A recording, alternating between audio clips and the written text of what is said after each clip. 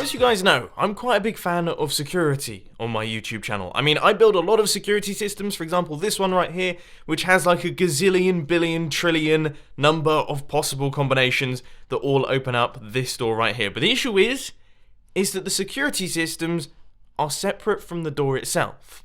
So I thought to myself, wouldn't it be cool if we could put the security inside the door? Now this seemed like a really simple idea in my head, just build a color combination lock, I've done those before, but put it inside a door. How hard can that be?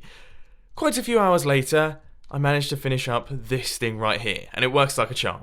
Now the combination that we're going for is red, green, green, yellow, and we read this like a book. So the top level, read from left to right, and then we go down to the next level, and we read that one from left to right as well. And the way that we control what combinations we're getting is using the buttons on the right-hand side of the door. So we hit the button, and that cycles the blocks across by one block, and we just have to keep doing that until we get the right combination displayed on the door, and then we just flick the lever, that opens everything up, and we can travel on through.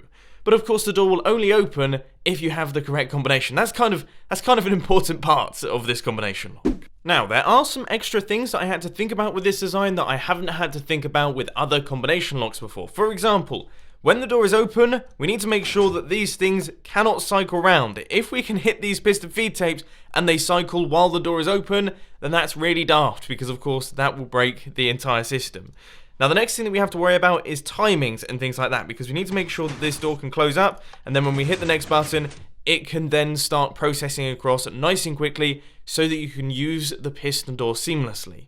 Basically, this had a few headaches involved that I didn't really think of when I first started designing it, but I'm really happy with how I've managed to construct it. And this is it. The brains behind the build.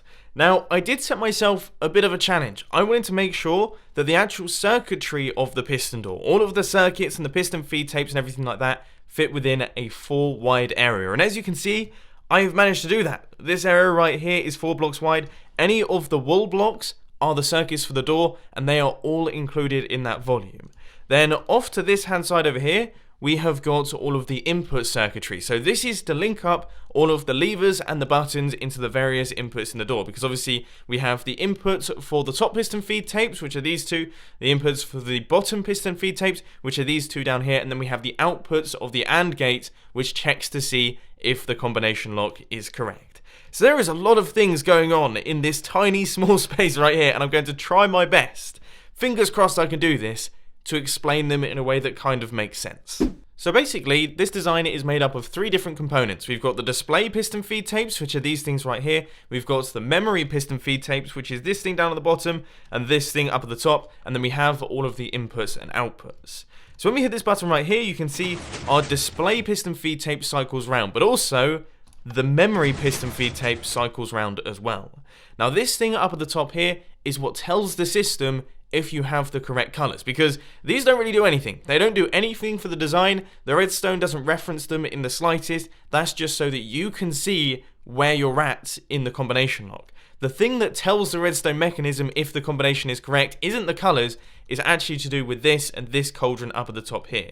If we hit this button a few times, you'll see that it will cycle around, and eventually it will make its way in front of this comparator, which will unpower all of this redstone, retracting this redstone block right here, which will unpower this redstone, which makes up part of the AND gate. And if both of our cauldrons are in front of those comparators, that means both of these redstone lines will be unpowered, which means that this redstone will then become unpowered, which means that we can then use this lever. So then all I had to do was hook up those piston feed tapes into these inputs over here. So we connected the button into the top one, this button into the bottom one, then this lever into our actual flush piston door, which is out the back inside all of this circuitry.